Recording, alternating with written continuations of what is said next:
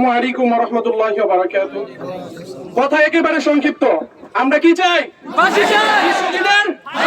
আমার মনে হয়, যেটা আমার ব্যক্তিগত মত, আজকে যদি দুর্গার নামে কোনো যদি বদনাম করা হইতো, কোনো মুসলমানদের হয়তো বা তার গ্রেফতার ছাড়া এখনো পর্যন্ত প্রশাসন বসে থাকতো না। কিন্তু আমাদের প্রাণের স্পন্দন হযরত মুহাম্মদ সাল্লাল্লাহু আলাইহি ওয়াসাল্লামের বিরুদ্ধে তার যে কটূক্তি করেছেন, তার একমাত্র ফাঁসি হওয়া কি দরকার? তার শাস্তি একেবারে ফাঁসি হওয়া দরকার। রাসূল সাল্লাল্লাহু আলাইহি ওয়াসাল্লামের জামানায় আবু রাফি নামে একজন কি ছিলেন?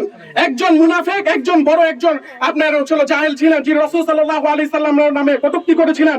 রাসূল সাল্লাল্লাহু আলাইহি সাল্লাম তখন ফতোয়া জারি করেছিলেন, নবীর দুশমন, যে নবীর দুশমন আছে, সংসদে একটাই আইন হবে, বাস্তবায়ন হবে, সেটা হচ্ছে ফাঁসি।